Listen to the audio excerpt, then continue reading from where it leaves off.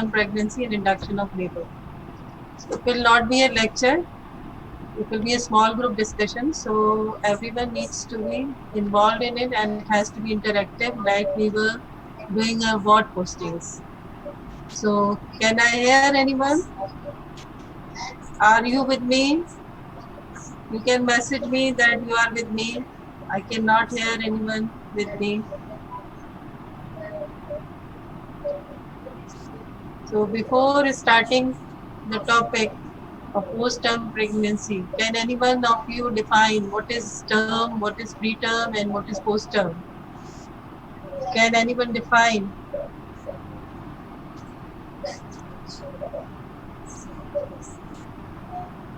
Can anyone define? इसमें आ नहीं रहा कुछ participants का. Shariq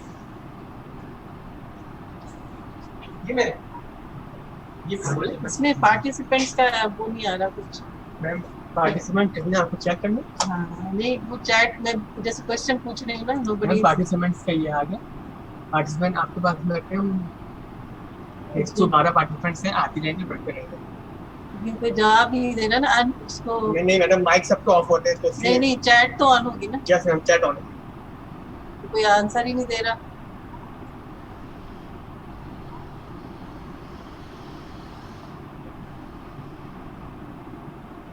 Can anyone answer me what is a term, what is preterm, and what is a post-term pregnancy? Anyone of you, if you are listening me, please answer. Text. Good.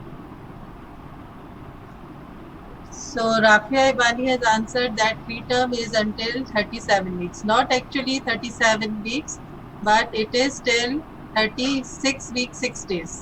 Any pregnancy which ends before 37 completed weeks is a preterm pregnancy. Term pregnancy is between 37 completed weeks and 42 weeks.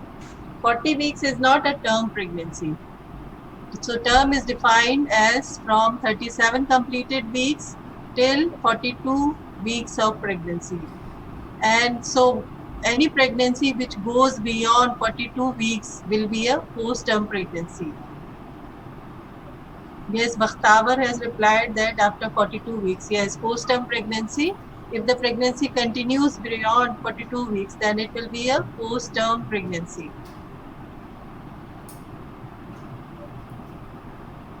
So post-term pregnancy is associated with its consequences.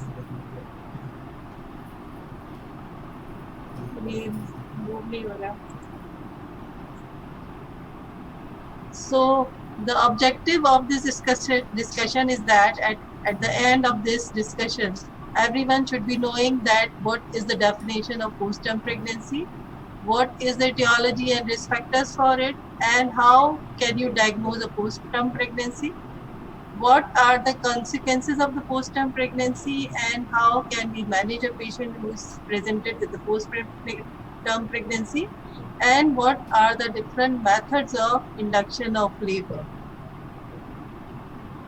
So pregnancy which extends beyond 94 days or 40 weeks from the first day of last menstrual period is defined as a post-term pregnancy. There is a difference between post-term pregnancy and a post-dates pregnancy. Normally we calculate, how do we calculate the expected date of delivery? Can anyone of you tell me how can we calculate? Yes? Bakhtavar, Rafi, can you answer me? How can we calculate the expected date of delivery? Yes, anyone? We ask the patient about the first day of last menstrual period. Then we add 9 months and 7 days. That is equal to 40 weeks of pregnancy. And 40 weeks is taken as the expected date of the delivery, because majority of the patient, about 90% of the patients are delivered. Yes, Ramsha Abdul Qadir has replied, and she is very right, that we calculate the expected date of delivery by calculating 9 months and 7 days starting from the first day of last menstrual period. So 40 weeks is taken as the expected date of the delivery, and any delivery which goes beyond 40 weeks will be a post-dates pregnancy, but it will not be a post-term pregnancy. So this is the difference between post-dates pregnancy and post-term pregnancy. If pregnancy continues beyond 40 weeks, it will be a post-dates but not post-term. But pregnancy continues beyond 42 term pregnancy. So there is a range of difference of incidence of post-term pregnancy, that how it is diagnosed. The range is between 4 to 11%. And if we take ultrasound and ovulation day on an account, then the incidence may be less than 5%, that is around 3 to 5%. And if we take the last menstrual period for the diagnosis of post-dates pregnancy, then the incidence may be as high as 10%. The risk increases after a previous history of post-term pregnancy. So it is around 23% after previous one post-term pregnancy, while it increases to as high as 50% after a history of previous 2 pregnancies. So the exact etiology is not known. Can anyone tell me how does the process of labor starts? Yes, anyone? Can you tell me how does the process of labor starts? How does the labor starts?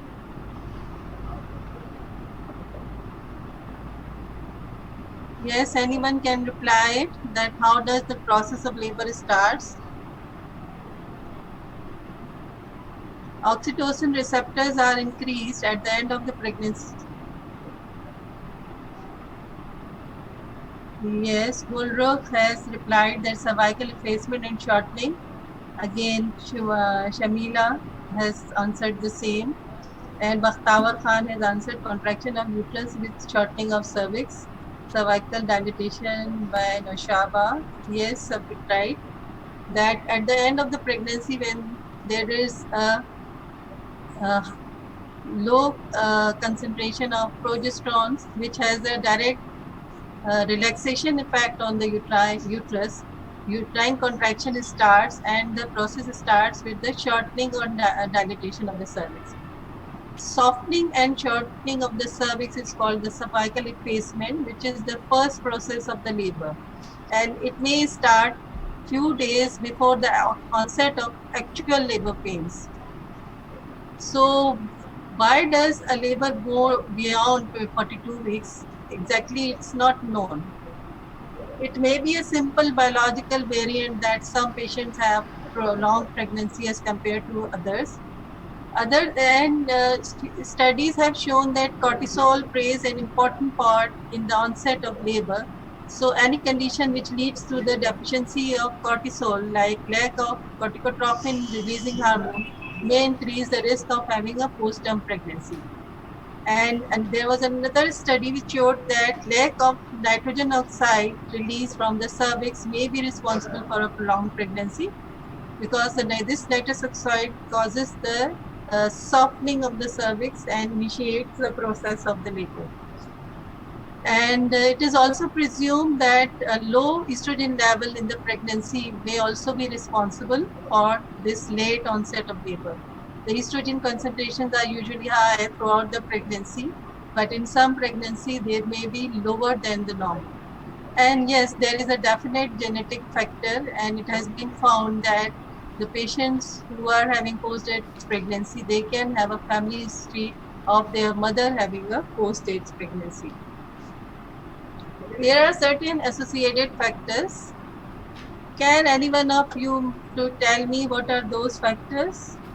What are the close associations with post-term pregnancy? In which type of patients it is more common? Yes, can anyone of you tell me? Yes, anybody? What are the associations of post-term pregnancy? In which patient it is more common? Can you answer me? Anybody? It is, this different studies have shown that it is more common in primary care patients, in those patients who are obese, especially if the BMI is more than 30 kg per meter squares. Those patients who have previous history of 1 or 2 postterm pregnancy, again, they are at high risk of having a recurrent postterm pregnancy. The male sex is associated with postpartum pregnancy by an unknown mechanism, but it was seen that majority of the patients who go beyond 42 weeks of pregnancy, they had a male fetus. Then anencephaly, abscesses, and adrenal hyperplasia all associated with postpartum pregnancy, as all of these lead to decrease in the cortisol level, which is a very important factor in initiation of the process of labor. So what will be the consequences if the pregnancy goes beyond 42 weeks? It is associated with 2 to 3-fold risk of high perinatal morbidity, maternal anxiety and complications, and fetal complications. Why there is associated? What happens if the pregnancy continues beyond 42 weeks? Can any one of you answer me what happens after 40 weeks of pregnancy? What happens to the uteroplacental blood flow after 40 weeks of pregnancy? Does it remain same or does it change after 40 weeks? What happens to the uteroplacental blood flow?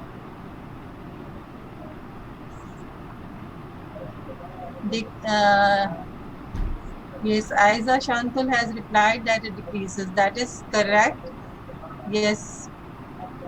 After 40 weeks of pregnancy, there is a gradual decline in the uteroplacental blood flow, leading to uteroplacental insufficiency gradually.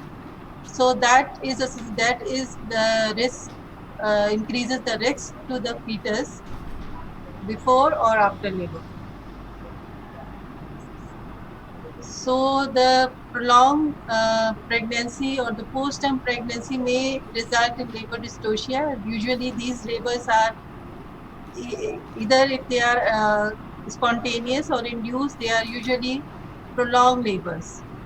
Because of prolonged pregnancy, there is continuous increase in the fetal size, and this fetal macrosomia may result in cephalopelvic disproportion, which increases the chances of instrumental delivery and cesarean section as well. And because of instrumental delivery, cesarean section, and because of fetal macrosomia, ultimately there is a high chance of postpartum hemorrhage. Postpartum hemorrhage may also be increased because of a prolonged labor, which usually induced labors are usually prolonged. So, and what happens with a prolonged labor? Why does it causes postpartum hemorrhage? Can anyone answer me? Why there is a high risk of postpartum hemorrhage if the labor is prolonged? What happens? Can any one of you answer me? What happens in a prolonged labor? Yes, good. Gulrukh, Ramsha Abdul Qadir, and Mushaba. No, not Mushaba. Gulrukh, Ramsha Abdul Qadir, and Sumaira Salim have replied that uterine atony, which is right. It does not causes placental abruption, Mushaba. That what happens when there is a prolonged labor and uterus remains contracted for a long time, then it is exhausted once the baby is delivered. This results in atonicity of the uterus, which results in postpartum hemorrhage. Arfa Salim has asked what is cephalopelvic disproportion. So you must have read in your 4th years that there is the discrepancy between the maternal head and the fetal pelvis. Either the fetal head is too large or maternal pelvis is too small for the vaginal delivery. So the vaginal delivery is not possible in these cases if there is a gross cephalopelvic disproportion. So postpartum pregnancy is also associated with many fetal complications, and one of the very important complication is asphyxia. As we have discussed, that uteroplacental blood flow starts declining after 40 weeks of pregnancy and more so after 42 weeks. So there will be and what happens in labor? So yes, Arfa Salim has asked what is the relation between postpartum pregnancy and CPD. The relation, as I have told you before, that because the pregnancy goes beyond 40 weeks, there is a continuously increase in the fetal weight. So there will be high chances of fetal microsomia. And this fetal microsomia may result in cephalopelvic disproportion. So with each uterine contraction, there is a temporary blockage of the uterine blood flow to the fetus.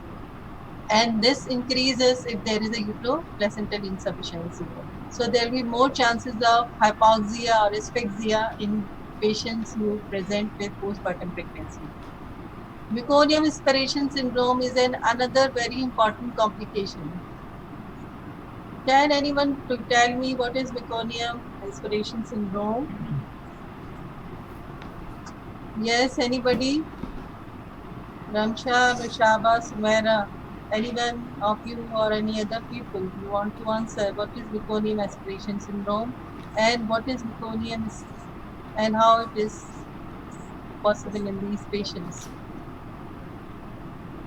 Yes, anyone? Can you tell me? As there's different studies have shown that risk of passage of meconium increases after 40 weeks of pregnancy, and there is a presumption. Yes, good. Meconium is a sign of fetal maturity, as Sumbul Imtiaz has answered. It's very correct. And Sumaira Salim answered when the meconium is ingested, not ingested, but it is inhaled. So you are right that Mahapara has also answered the meconium passed in utero, which is right. And Ramsha Abdul Qadir has answered that it causes respiratory distress, which is also right. So what actually happens, especially if it is a thick meconium, there are different grades of the meconium. Grade 1 is very thin, light, and grade 2 is thicker than grade 1. It is a dark yellowish in color. Grade 3 is green in color, but it is not very thick, it is thin. And grade 4 is thick, dark green meconium. So especially if it is a thick meconium, and there will be high chances that baby can inhale the meconium, and there is a passage of meconium in utero during labor, that when the baby is delivered, there is a high chance that baby can actually inhale this meconium. And this meconium can go into the lungs of the fetus and causes chemical irritation and lung collapse, which is a very important condition, and this is associated with high perinatal morbidity. Aiza Shantul answered the meconium aspiration by the fetus in the lungs causing respiratory distress, which is right.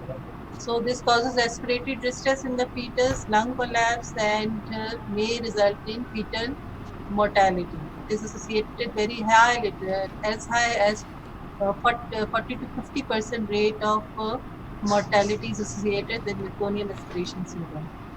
Then there is another syndrome, which is a post-maturity syndrome, which we'll discuss in a while. Fetal macrosomia, as we have discussed earlier, that if the pregnancy goes beyond 40 weeks, there is a continuous growth of the baby, and this results in fetal macrosomia. Then fetal macrosomia, if it is a too big baby, then it will eventually result in another complications like shoulder dystocia, like Erb's palsy. The risk of sepsis is also high because of prolonged labor. There can be prolonged rupture of membrane resulting in sepsis. And cerebral palsy risk is also high in post-mature pregnancies. So diagnosis of the post-term pregnancy is actually very difficult. It is difficult to diagnose, and many a times it is misdiagnosed. It can be underdiagnosed or it can be overdiagnosed. So it's very important to take a detailed history, to examine the patient and confirm the diagnosis by ultrasound. So we will start with the history. Can anyone tell me what are the important things which we should ask in the history related to the, what is the most important thing while you are taking a history for a patient in whom you are suspecting a post-term pregnancy? What is the most important question that you need to ask?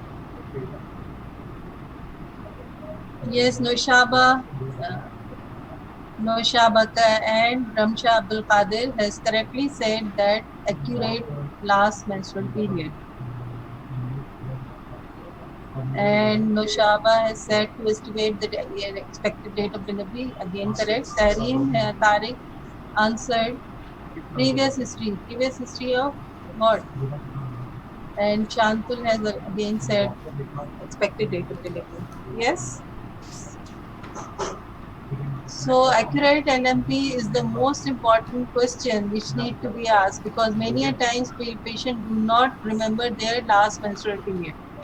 Even if they are well educated, they don't remember their last menstrual periods. So it's important to ask them, if they don't remember their last menstrual period, then what should we do? What should we do if the patient is saying that I am not sure of my last menstrual period? Then what should be done? You can relate her last menstrual periods to some important religious event or the social event, so that you can have an idea about the last menstrual period. So parity is important, as we have discussed that postpartum pregnancy is more common in primigravidas as compared to the multiparas. The family history of postpartum pregnancy in the mother or in the sister is important. Previous postpartum pregnancy is very important factor, as we have discussed that after one postpartum pregnancy there is about 23 to 25%, and after two as much as high as 50% risk of having a recurrent post-term pregnancy.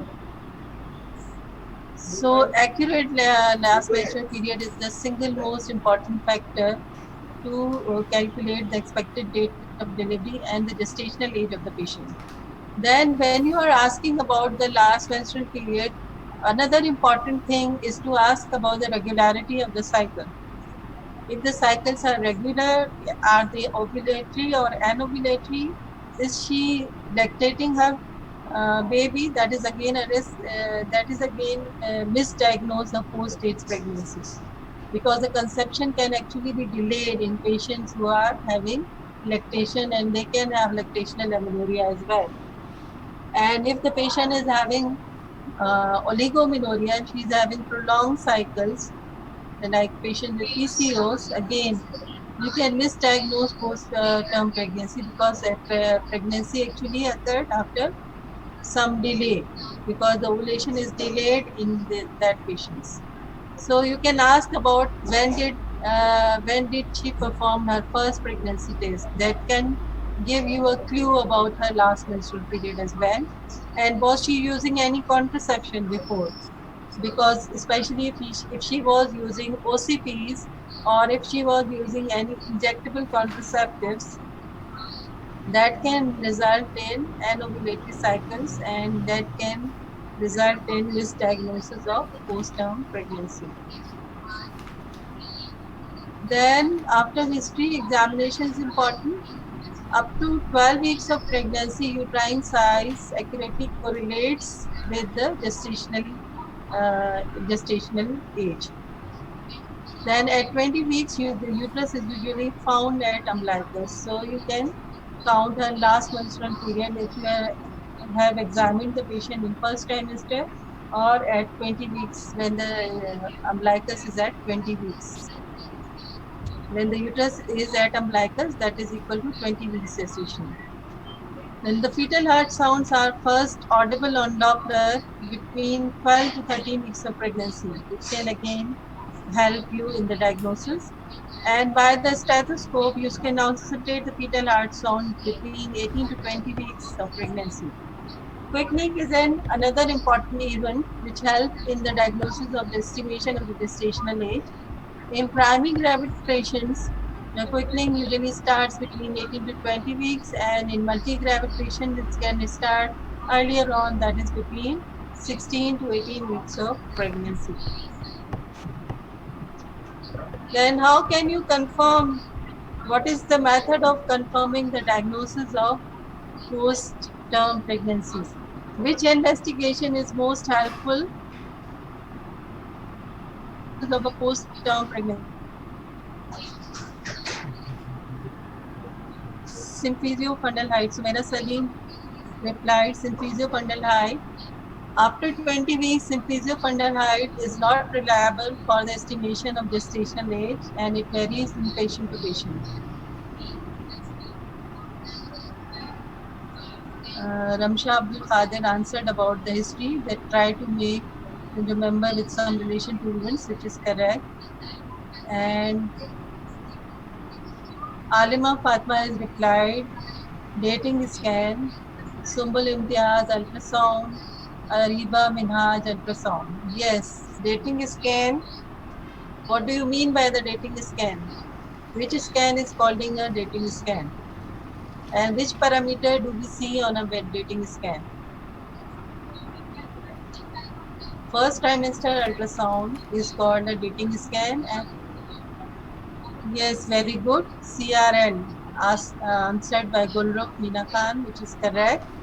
And Ariba Minhaj answered that it is between 11 to 13 weeks. Again, it's correct. And Alima Fatma, CRL, which is correct. So first trimester ultrasound is most reliable for the estimation of gestational age. It is sometimes more than the last menstrual period.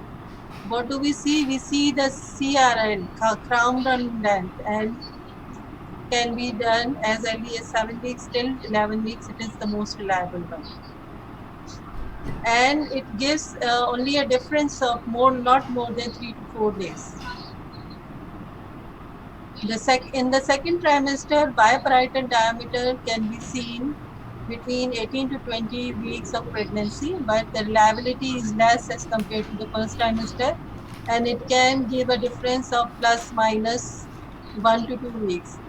The third trimester ultrasound is actually unreliable for a calculation of gestational age because the measurements are different in different patients. So it's highly unreliable, and it can give a difference of between 2 to 3 weeks. So the CRL in the first trimester is the most important and the accurate method of estimation calculation of gestational age. So what do you think, what will be the effect of postpartum pregnancy? What will happen if the pregnancy goes beyond? Alima Fatma questioned that is abdominal circumference is also checked in the first trimester scan? No. Abdominal circumference is not checked in the first trimester, and abdominal circumference and the femur length are used in the third trimester for gestation age calculation, but again it's not reliable. So regarding the consequences of postpartum pregnancy, Salma replied, increase occurrence of cesarean section. And Ramsha Abdul Qadir, mother will be anxious. And Noshaba, perinatal mortality of the fetus increased. Yes. Alima Fatma can lead to fetal distress, right? Ariba Minhaj, decrease amniotic fluid beyond 38 weeks. Yes. And increase instrumental delivery by Aiza Shankar. Yes, correct. Macrosomia Alima Fatma. Yes, that's also correct. So the most important thing is the placental dysfunction. The high chances of having uteroplacental insufficiency, which may result in increased risk of fetal hypoxia, leading to fetal distress and passage of meconium during labor. Then the oligohydramnios. What is oligohydramnios and how does it occur in a patient with postpartum pregnancy?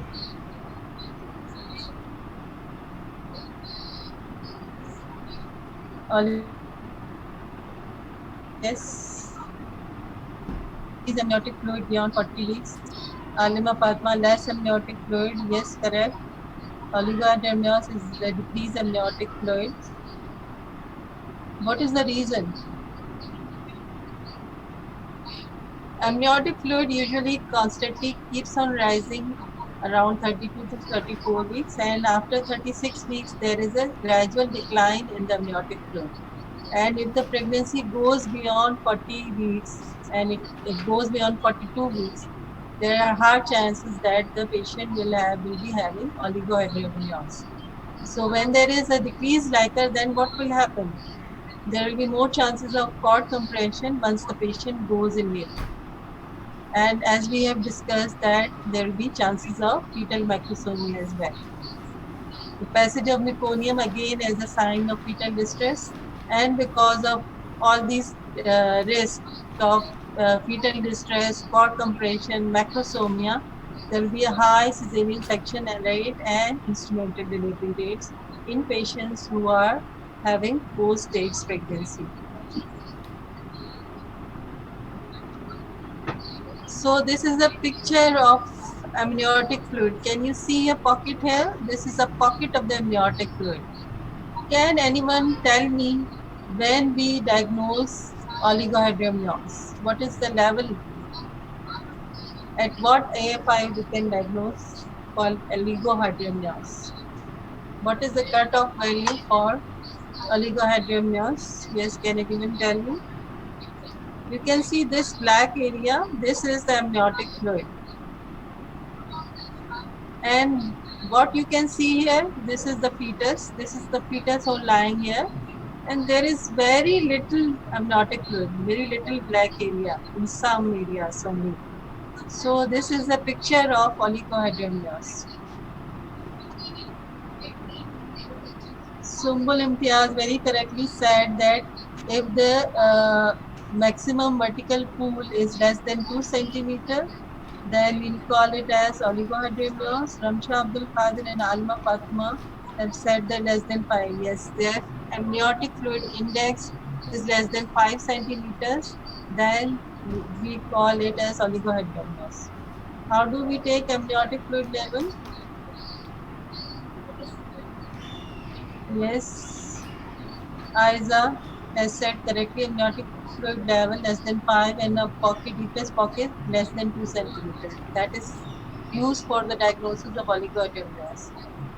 We make 4 quadrants in the abdomen and we take a deepest pocket in each quadrant and we add them. This gives us the amniotic fluid index. And if this amniotic fluid index is less than 5, then we call it as oligohydramnios. Or if the deepest vertical pool is less than 2 centimeters, like here you can see there is hardly any amniotic fluid, then this is a patient with oligohydramnios. So post-maturity is associated with a syndrome which is called as a post-maturity syndrome. The incidence is as high as 20 to 30%. It is the cause is aging or infarcts of the placenta.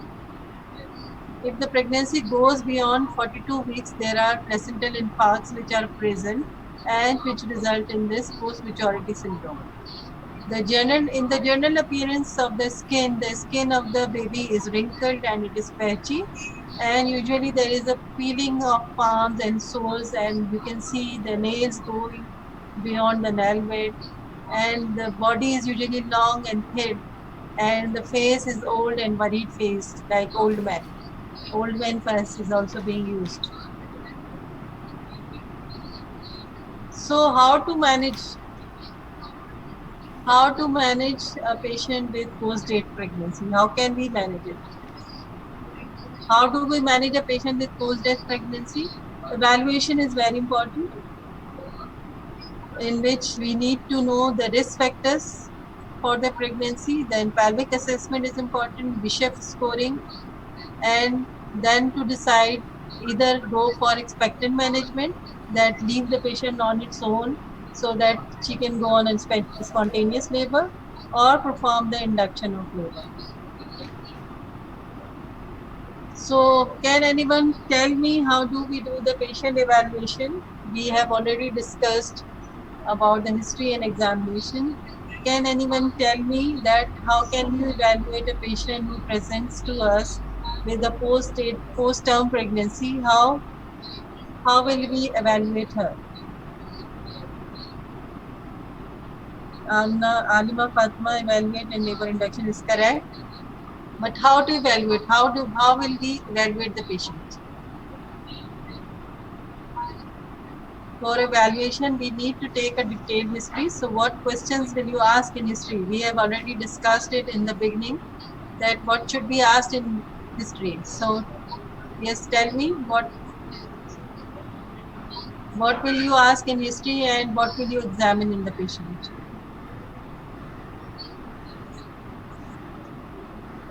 Alma Fatma answered evaluate in labor induction, history examination, LMP. Yes, LMP is very important to make a diagnosis. Accurate last menstrual period plays a vital role. Yes, Aiza Shantul answered parity is important. Yes, again, if she is a primary gravid, is a risk. Previous cesarean section, okay, history of yes, important. Alima Fatma has replied, we'll see the dating scan. Yes, if available, should always be seen. Bakhtavar Khan replied, previous post-term pregnancy and family history. Yes, correct. And Shawal Sajid, to calculate EBD. Correct. So,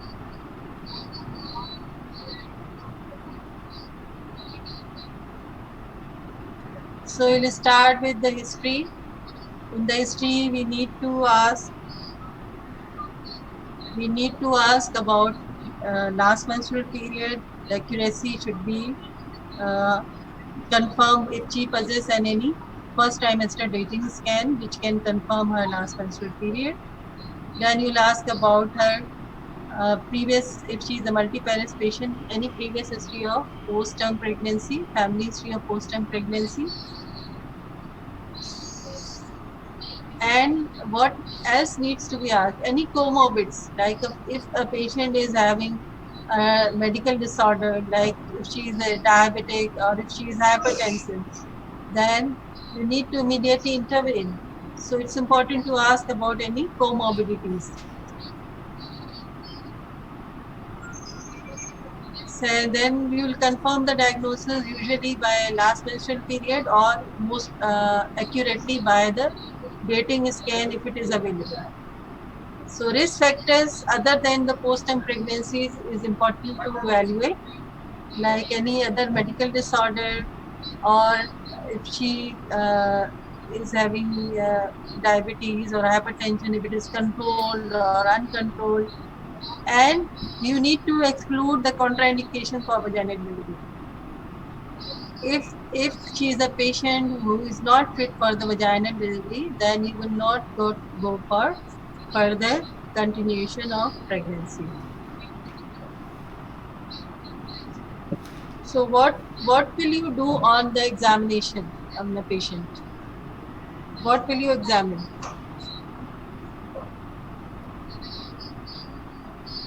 What will you examine? Symphysial fundal height. Aiza Shantal has replied symphysial fundal height. Yes.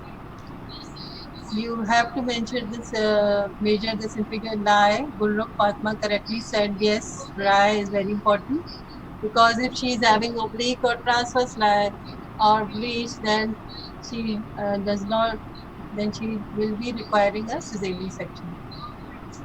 PV answered by Aiza Shanto. What do you do by PV, vaginal examination? Lie engagement.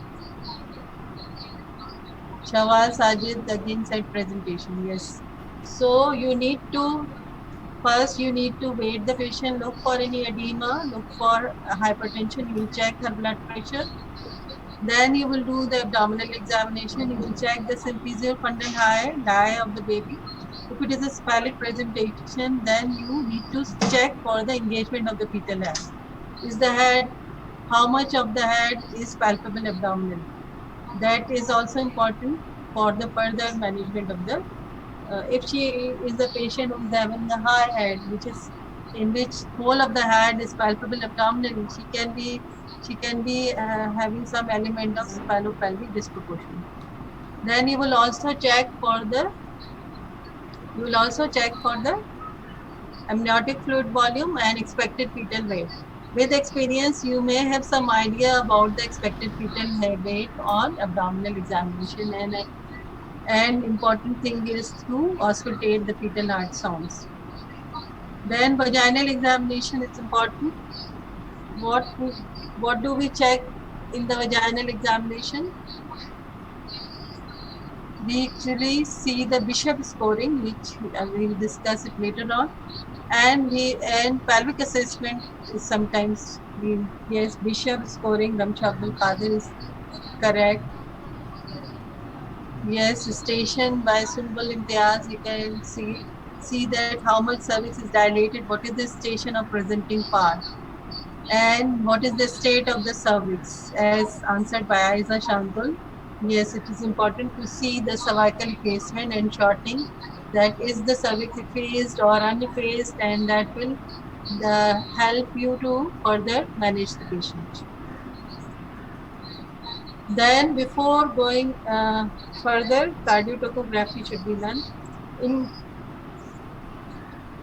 Previously, the pelvic assessment was thought to be very important for the management of the patient, but it has got no definite role. The different studies have shown that pelvic assessment is not important before labor, and actually it is the strength of the uterine contraction which usually decides that whether this baby can be delivered or not. Sometimes you suspect cephalopelvic disproportion, but the patient delivered vaginally. The aim is to rule out the grossly contracted pelvis. If the pelvis is very small or abnormal, that can be detected on the vaginal examination, and it may have some role in primary gravitas. So the most important thing on the vaginal examination is the Bishop scoring.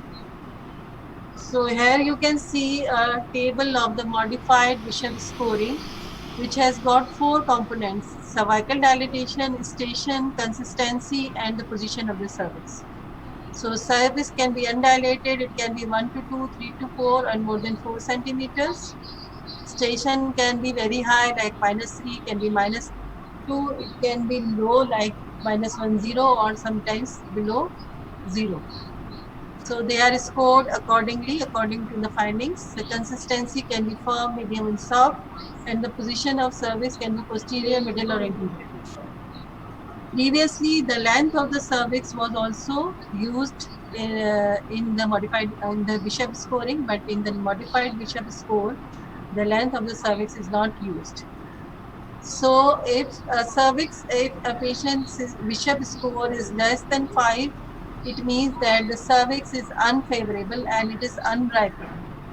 And if the Bishop score is more than 5, it means that the cervix is favorable, or it is already ripened and soft, and it is ready for the process of labor. So after diagnosis of the post-term pregnancy, the options are either to go for the expectant management, that is to leave the patient for spontaneous labor, or go for treatment, that is for iatrogenic start of the process of the labor, that is induction of labor. Expectant management can only be used for low risk patient. If the patient is having any associated risk factor, like if she is having any medical disorder like diabetes, hypertension, autoimmune disease, or any other medical comorbids, then it is not suitable for those patients. And the patient needs to be compliant for an expectant management. That is, when you call her, she comes back to you for follow-up and she follows your instruction.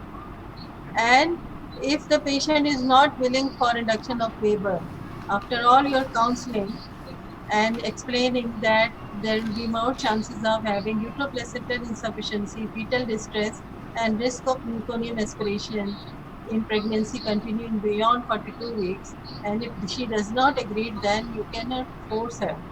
And in those patients, you can go for expectant management.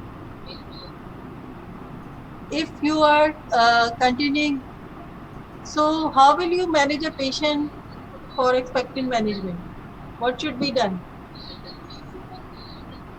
Yes, anybody, can you answer me? What do you mean by expectant management? What will you do in that period?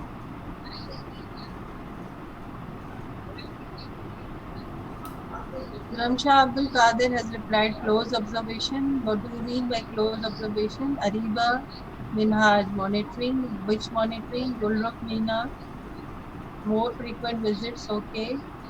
And Aiza Shankul follows. Yes, you need to be very vigilant while monitoring these patients because of high risk of perinatal morbidity and mortality. So there should be close and vigilant monitoring in patients who go beyond 42 weeks. So it's important to tell them to keep a record of fetal movement.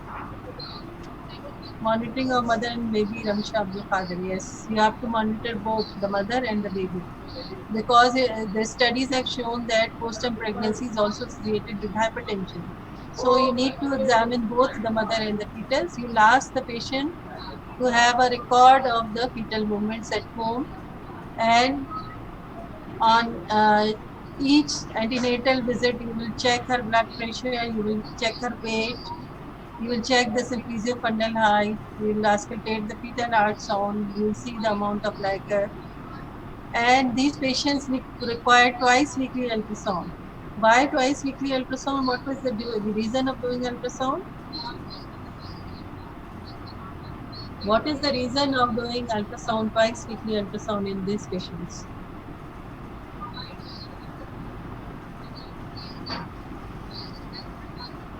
Yes, anybody? Gulrukh Meena Khan, a doctor, yes. What do we see on ultrasound? Ramsha Abdul Qadir, oligohydramnios. Yes, detection of oligohydramnios is very important. So the reason of doing ultrasound twice weekly is to check for amniotic fluid index, so that if the patient develops oligohydramnios, then we need to intervene immediately because of high risk of fetal complications. Then at least twice weekly, ideally should be having daily CTG, but at least twice or thrice weekly, CTG is important for to know about the fetal value. Weekly Doppler is again important because it will tell you about the fetal circulation and uteroplacental, the extension of the uteroplacental insufficiency. So again, if you diagnose uteroplacental insufficiency on ultrasound on Doppler, then you need to immediately intervene and you will not go beyond. The RCOG recommends that induction of labor should be offered to all women after 41 weeks pregnancy to reduce the risk of fetal maternal complication. So it is recommended by RCG that the pregnancies, we should think of induction of labor after 41 weeks, and if the patient, and because the risk increases after 42 weeks, then it's better to go for induction of labor rather than going for expectant management. Induction of labor is artificial initiation of the process of labor. It is required where the benefit outweighs the maternal and fetal risk of continuing the pregnancy. So what are the different indications for induction of labor besides post-term pregnancy? Yes, can anyone of you tell me?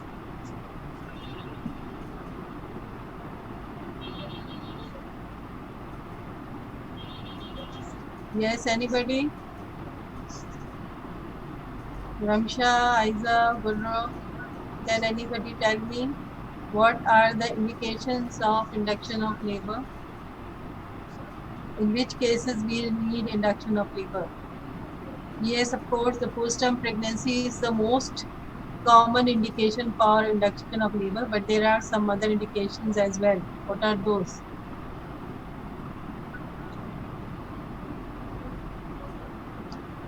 Yes, Tahreem Tariq has said PROM, that is premature rupture of membrane, correct. Maheen Zahra, fetal growth restriction, correct. Ramsha, decreased blood flow in Doppler, that is again because of fetal growth restriction. Shawal Sajid, preeclampsia and GDM, correct. Gulrukh Meena Khan, high risk pregnancy. Bakhtawar Khan, oligohydramnios, macrosomia, yes. Noshaba Wahid has answered preeclampsia, not preeclampsia but severe preeclampsia, yes. Maheen Zahra, twin pregnancy above 38 weeks, we can consider it. Maternal cardiac disorder, answered by Ariba Minhaj. And Aiza Shantul has answered any underlying comorbidities in mother. That is correct. So post-term pregnancy, as we have discussed, is the most common reason for induction of labor. And then can be several maternal diseases like uncontrolled diabetes or hypertension or any other medical illness may require term induction of labor, sometimes even before term, that is iatrogenic preterm induction of labor. If the membranes are ruptured for a prolonged period and the patient does not go in labor, like 24 hours, usually the patients who present with rupture of membranes, they usually go in labor within 24 to 48 hours. But if they do not go in labor, then you should consider induction of labor to reduce the risk of infection to the mother and the fetus. Those patients who present with chorioamnionitis following rupture of membranes, in those patients again induction of labor is required. If the patient presents to you with an intrauterine death of the fetus, then it is again indicated to induce labor. And in patients who are having mild to moderate IUGR, you can have a induction of labor at term, but for severe IUGR, usually cesarean section is required. A patient having gross congenital anomalies like anencephaly, like severe hydrocephalus or spina bifida, in those patients again you may require induction of labor. So, what can be the contraindication? In which patients the induction of labor is contraindicated? Yes, in which patients labor induction is contraindicated? Can anyone of you answer me? In which patients labor induction is contraindicated, we do not consider. Ariba Minhaj has said cephalopelvic disproportion. Yes, if it is a gross CPD, if either it's a very large baby that is more than 4 kg or a very small pelvis, then we should not consider induction. But if it is a mild to moderate CPD, then you can consider induction of labor. Yes, Richa Ramesh has answered placental abruption. In placental abruption, induction of labor is not contraindicated, but in placenta previa, it's contraindicated as answered by Rabia Aziz. But in placental abruption, you may require an induction if the patient does not go in labor. And Ramsha Abdul Qadir has said that the patient has a scar on the uterus. Scar on uterus, if it is a transverse scar, it's not actually, it can be a relative contraindication, but not an absolute contraindication. If it is a Feinstein lower segment scar. Previous two cesarean section are answered by Mariba Minhaj. It's again and not absolute but relative contraindication because of high risk of having ruptured uterus. Aiza Shantul has answered placenta previa. Yes, it is a placenta previa major, which is again answered by Maheen Zahra. It's absolutely contraindicated. It's by Veza previa is answered by Noshaba Wahid, which is correct. Ariba Minhaj has answered previous classical cesarean section. Yes, definitely. If there is a scar in upper uterine segment, where there is a classical cesarean section, then Induction of labor is absolutely contraindicated because of high risk of rupture of uterus as high as 50%. And Shaba Waheed has said corpulence, right? So most of you has described these indications. So if it is a low placenta previa major, because of risk of hemorrhage, it's contraindicated. If it is vasa previa because the membranes, vessels are present at the membranes and it may result in rupture of membrane may result in hemorrhage and it may result in fetal death. So it's if it is diagnosed before labor, then it's contraindicated. Abnormal line presentation like transverse oblique lie and breech presentation are contraindication. And as Ariba Minaj has said that if there is a classical cesarean section, that is a cesarean section scar in upper uterine segment, then it's absolutely contraindicated.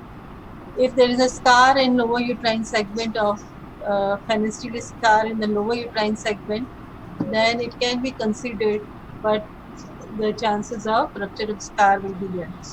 And if it is a gross cephalopelvic disproportion, there is a gross disproportion between the fetal head and maternal pelvis, then it should not, and then there will be chances of failure of induction of labor. So it should not, we should not go for it. So before starting induction of labor, there are certain important things. The most important thing is the confirmation of dates. So it's important to confirm the dates and so that make it sure that you are not doing an iatrogenic preterm labor. So detailed history is again important for all the patients in whom you are going for induction of labor. You'll ask about the last menstrual period, the first trimester dating scan, any comorbids which the patient is having, if she is taking any medications for diabetes or hypertension that needs to be known, and any other problem. Previous history of cesarean section or any other surgeries is also important. Then you have to do the general physical examination of the patient. You have to check the height and weight of the patient. And different studies have shown that those patients, in whom which are obese, with BMI of 30 or more kg per meter squared, the chances of failed induction will be high. So you look for the edema, check the blood pressure, look for anemia as well. Then you have to do the abdominal examination. Can you repeat what will you see on the abdominal and vaginal examination? And how will you do the Bishop scoring? I have already told you. Can anyone repeat it? That what will you see on the abdominal examination and what will you check on the vaginal examination and how will you check her Bishops? Yes, anybody? Why the other people are not answering? Only few people are answering the questions.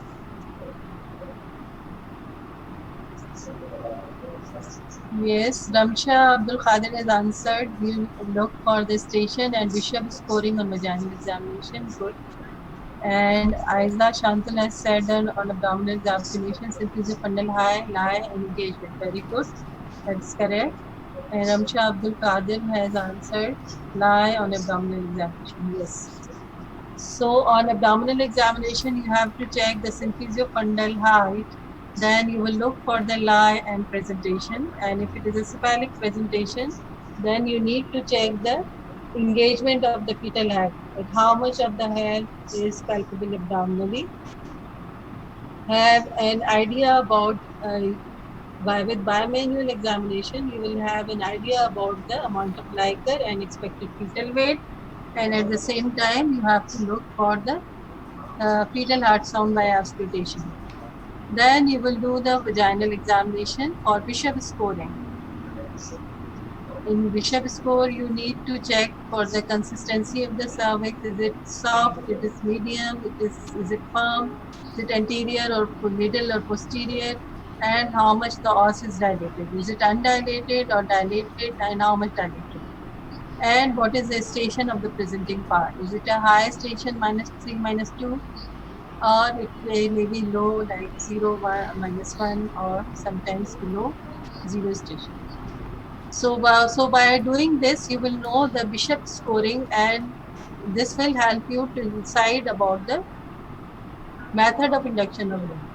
So if the bishop is, as I have already told you, if the bishop is less than 5, it means that the cervix is not effaced and it is an unripened cervix or unfavorable cervix. So you need to first ripen the cervix, then initiate the uterine contractions. Because if you initiate the uterine contraction without cervical ripening, this will result in failure of induction.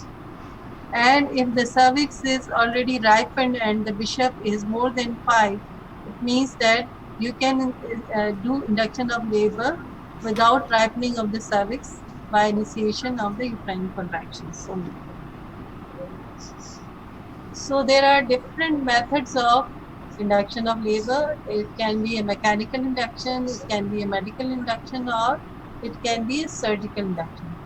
Can anybody tell me what do you mean by the mechanical induction of labor? Which process is used for mechanical induction? What is used for the mechanical induction of labor? Ariba Minhaj swipe method, Bakhtavar Khan, vacuum pump. How can vacuum pump be used? Alima Fatma cervical excitation. Yes, anybody else? Sweeping membranes is correct. Yes. How can the cervix be excited?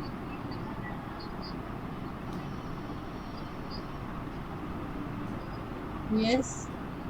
Pressure applied on cervix by Aiza Shankul. Partly right, but how can you apply pressure on cervix? Anybody can answer? Artificial rupture of membranes. That is a surgical, not mechanical method. So mechanical method include intracervical Foley's. What do? We insert a Foley's catheter inside the cervix, between the cervix and the membranes, and we inflate it with the normal saline. And this balloon will cause cervical excitation and local release of prostaglandins. And this prostaglandin initiate the cervical ripening, making the cervix soft and effaced. So they help in initiation of process of labor. Another method is sweeping the membranes. While you are doing a vaginal examination, when this os is open, and then what you can do is that you sweep your two fingers, two fingers between the cervix and the membranes, and you will move your fingers uh, throughout the cervix around the fetal head. And again, this is the method which causes a local release of prostaglandins, which initiate the process of labor. Prostaglandins are very important in initiation of process of labor because they cause softening and dilatation, effacement of the cervix, which is the initial portion. So when the labor starts, initially there is ripening of the cervix, that is shortening of the cervix and taking up of the cervix into the lower uterine segment, and softening of the cervix. So it becomes very soft. And once it is effaced, then it easily dilates. If the cervix is not effaced, then it usually fails to dilate, even if the uterine contractions are there.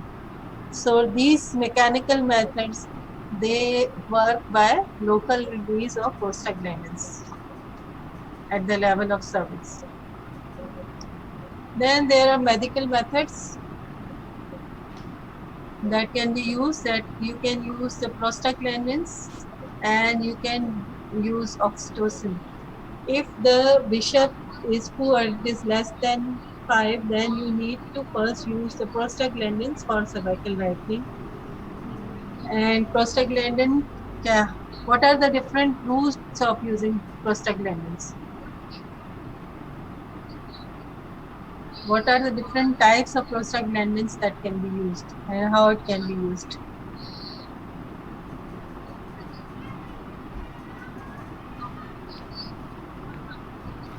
Ramsha Abdul Qadir has answered prostaglandin E2 can be used, yes.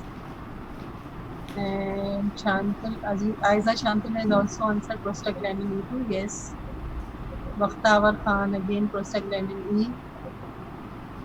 Gulrukh Meena Khan, prostaglandin E, F and I. F and I are not used for induction of labor. Yes, any other prostaglandin? Any other prostaglandin which can be used for induction of labor?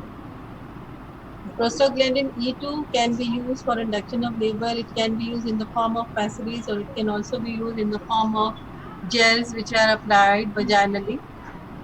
And but the problem with these is that they are very expensive and they need to be refrigerated, and you cannot keep them on room temperature, and they are expensive. Another type of prostaglandin that is now that is being used nowadays is prostaglandin E1 analog, that is misoprostol. Though it is not FDA approved for induction of labor, but it is widely being used for induction of labor, and it is the advantage of misoprostol is that it has got different routes of administration. You can use it orally, you can use it sublingually, you can use it vaginally. And another advantage is that it is very cheap and does not require any refrigeration. You can keep it on room temperature as well. Disadvantages of prostaglandins are that they are associated with uterine hyperstimulation, if they are, especially if they are used in multiparous patients. And this uterine hyperstimulation is more with prostaglandin E1 misoprostol as compared to prostaglandin E2, that is dinoprost. And this hyperstimulation in multigravida may result in uterine rupture sometime if the patient is not monitored carefully. So if the bishop is good and it is more than 5 and the cervix is already ripened, then you don't need prostaglandins. What you need is to just initiate the uterine contractions, which will result in dilatation of the cervix. So the most commonly used the drug which is used for patients who are having a good bishop score is the oxytocin. Oxytocin infusion is widely being used for induction and augmentation of the labor. Again, you need to vigilantly monitor the fetal heart sound in uterine contraction because there is a risk of fetal distress and uterine hyperstimulation if it is not monitored carefully. Usually, depending upon the parity, the oxytocin 5 units or 10 units is given in ringer lactate, and it is titrated accordingly, starting with the low dose of 10 drops per minute and then increasing half hourly 10 drops till the patient achieves the optimal uterine contractions. What do you mean by optimal uterine contractions? Optimal uterine contractions mean at least 3 to 4 uterine contractions in 10 minutes time, which are lasting for at least 45 to 50 seconds. So once the patient reaches this optimal uterine contraction level, then you will continue the same dose and you will not further increase the dose. The surgical method of induction of labor is amniotomy, that is the rupture of membranes. It is used only when the bishop is very good, it is more than 5. If amniotomy is done on a high head, then there will be a high chance of having a cord prolapse or abrupture placental. So it is very important that either you stabilize the head while you are performing the amniotomy and do the slow release of the amniotic fluid. Do not take out your finger immediately out of the vagina after doing amniotomy. Keep it for some time so that there is a gradual release of the amniotic fluid, and always look for the cord prolapse after amniotomy and check for the fetal ultrasound or do CTG after amniotomy to diagnose cord prolapse.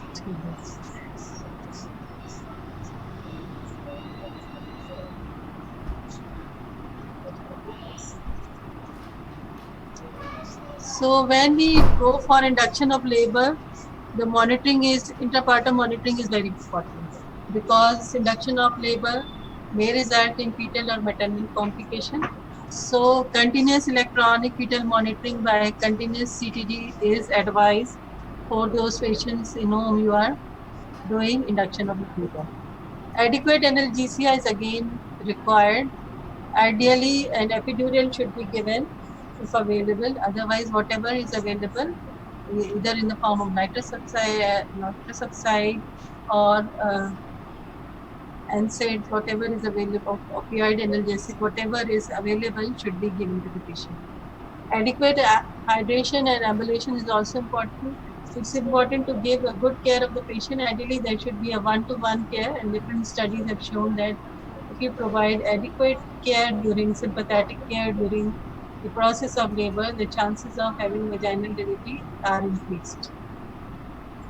And whenever you are doing induction of labor, it is very important to maintain the partogram. Partogram is a graphical representation of all the events of the labor so that you can diagnose labor dystocia or abnormal labor timely, and you can timely intervene to avoid complications like prolonged labor and obstructed labor.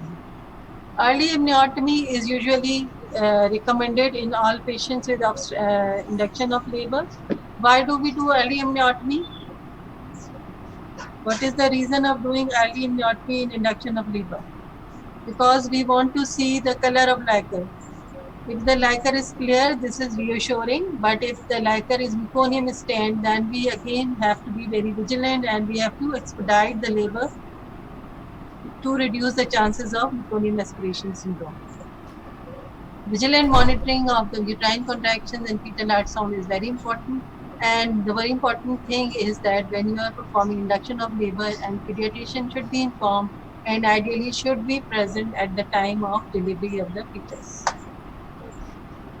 Likewise, the OT and anesthesia staff should also be informed that induction of labor may fail and may require an emergency cesarean section. So this is a CTG. Can anyone of you read this CTG? What are the findings in this CTG? Can anyone of you tell me? What are the findings in this CTG?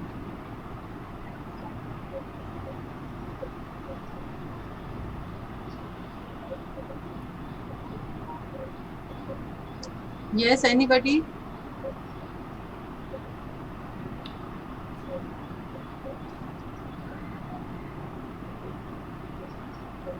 Can you find anything over here?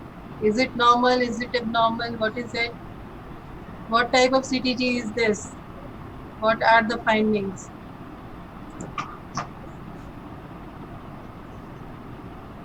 So, Salma has answered no deceleration. Shawal, Sajid, acceleration are present. Ramsha Abdul Qadir said no deceleration. And Mustafa said tachycardia. Why tachycardia? There is no tachycardia, there is a normal fetal heart rate. This is the baseline, which is normal. And there are many accelerations. These are the accelerations you can see. And the variability is also good. There is beat to beat variability is more than 10.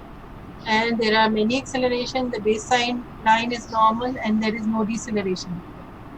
So as Ramsha Abdul Qadir is answered, which is a reassuring CTG or a normal CTG. And Aiza has also answered it's a normal. Yes, this is a normal CTG with normal baseline, normal variability, acceleration, no deceleration. And she is having at least 3 contractions in 10 minutes time. You can see here that she is having strong contractions, moderate to strong contractions, 3 in 10 minutes time.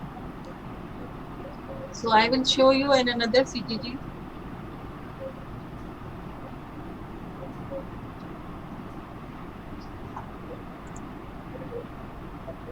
So this is another CTG. Can you read it? Can you read it? This CTG, which type of CTG is this? Is it normal? What are the findings in this CTG?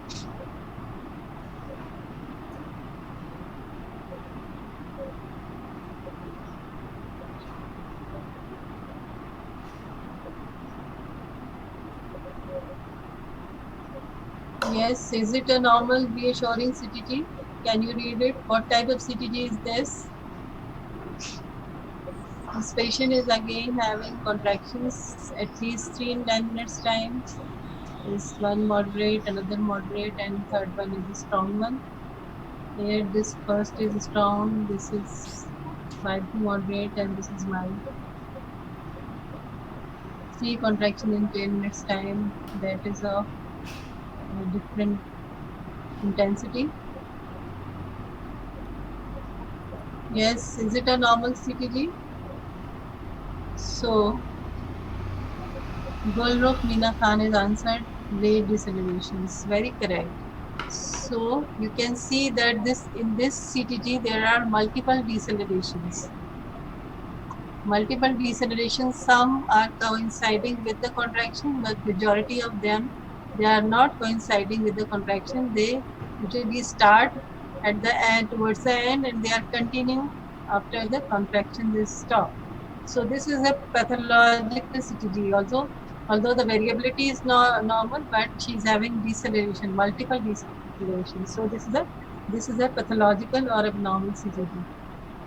Again, what you can see here, initially the baseline heart rate is normal. It is less than, it is around 130 to 140 beats per minute, but suddenly there is a drop in the fetal heart rate and it reaches to as low as 60. This is a prolonged deceleration. This can be a case of cord prolapse. You can see the contractions are not very strong, but she is having a prolonged deceleration, which is suggestive of fetal hypoxia and fetal distress. This is a picture of cartogram. You must have seen in your clinical posting that we make cartograms of, especially of the for every patient, but they are important in high risk patients. So those patients who are induced, they are again high risk patients. In first portion, you mark the fetal heart sound. This is the portion for cervical dilatation and the center presenting part. And here you will, below the fetal heart rate, you will write down about the color of liquor and amniotic and membranes, whether intact or ruptured. And uterine contractions are also plotted over here. The drugs which are given are mentioned here and pulse and blood pressure. So this is very important to maintain partogram for induced labor. Partogram is not started right from the beginning, but once a modified partogram starts from 4 centimeter dilatation. And here you can see there is a line which starts from the 4 centimeter till the full dilatation of cervix. Normal rate of cervical dilatation is taken as 1 centimeter per hour in a primary gravid patient and 1.5 centimeter per hour in a multigravid patient. So from 4 centimeter, this line is drawn, which is taken as alert line, and the patient's right findings should be towards the left of this line. If they go beyond this line towards the right side, means that you need to be alert that this patient may end up in having complication. There is another line which is 4 centimeter beyond this alert line, that is the action line, and if this cross, then you need to take action. So this photograph is maintained to reduce the maternal and fetal complication and labor. So complications can be failed induction. Sometimes even after giving prostaglandins and oxytocin, the cervix fails to ripen or dilate and resulting in failure of induction. Uterine hyperstimulation is a very important uh, complication of induction of labor, more so in a multigravid patients, and The risk is highest with misoprostol. Rupture of uterus is common again with it's rare in primary gravid patients, but it may occur in multi-gravid patients in whom the monitoring is not proper. And induction is always associated with increase in cesarean section and instrumental delivery rate.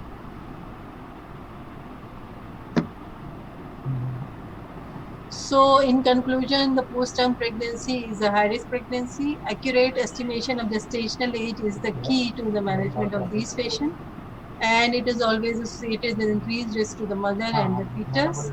And induction of labor is appropriate after the careful assessment of the patient. Thank you. Now, if you want to ask me any question, you're welcome, and you can ask me question. Anybody, if you want to ask any question, you can ask.